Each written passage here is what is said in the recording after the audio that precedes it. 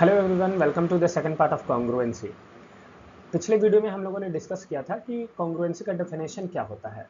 अगर जो हम लोगों को कॉन्ग्रुएंसी का डेफिनेशन जब समझ में आ जाए तो उसको किस तरीके से किसी ऑब्जेक्ट पे हम लोग अप्लाई कर सकते हैं, ये समझने के लिए कि दो ऑब्जेक्ट कॉन्ग्रुएंट है या नहीं। और हम लोगों ने पिछले वीडियो में लाइन का कॉन्ग्रुएंसी कैसे टेस्ट किया जाता है वो जाना था, फिर उसके बाद सर्कल का कॉन्ग्रुएंसी कैसे टेस्ट किया जाता है वो भी जाना था, और लास्ट में हम लोगों ने एंगल के कॉन्ग्रुएंसी के बारे में भी डिस्कस किया था। अभी आज हम आपको ये बताएंगे कि ये जो कॉन्ग्रुएंसी का सिंबल है बीच में जो हम यहाँ पे लगा के रखे हैं, ये सिंबल कैसे बनाया गया है, इसके पीछे का साइंस क्या है।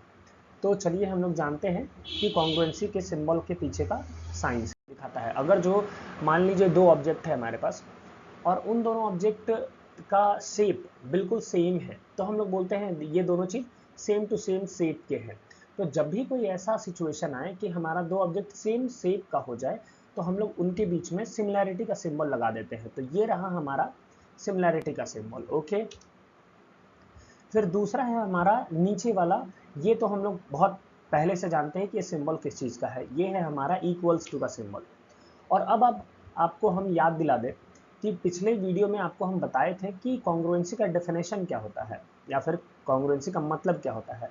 तो हम आपको बोले थे कि अगर जो कोई दो ऑब्जेक्ट है वो सेम टू सेम शेप का है, यानी कि सिमिलर है, और दो ऑब्जेक्ट का शेप सेम होने के साथ साथ उनके डायमेंशन इक्वल है। डायमेंशन इक्वल है मतलब कि अगर जो लेंथ ब्रेथ हाइट और रेडियस कुछ भी है तो वो इक्वल रहे, तो हम लोग बोलते हैं कि वो दोनों ऑब्जेक्ट जो हैं जो कि सिमिलर हैं और इक्वल हैं वो दोनों कॉन्ग्रुएंट हैं।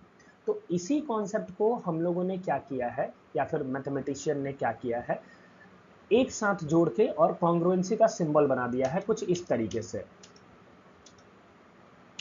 ये है हमारा कॉन्ग्रुएंसी का सिंबल, जिसके ऊपर में रखा गया है सिमिलैरिटी को, जो कि चीज़ों के सेम शेप होने का प्रमाण देता है, और नीचे में रखा गया है हमारा इक्वल्स टू को, जो कि ऑब्जेक्ट के डायमेंशन को इक्वल होने का प्रमाण देता है। और इन्हीं दोनों के मिलने से हमारा बनता है कॉन्ग्रुएंसी का सिंबल। ठीक है, तो आई होप आपको ये समझ में आ गया होगा कि कॉन्ग्रुएंसी का सिंबल कैसे बनाया गया है, इसके पीछे का साइंस क्या है।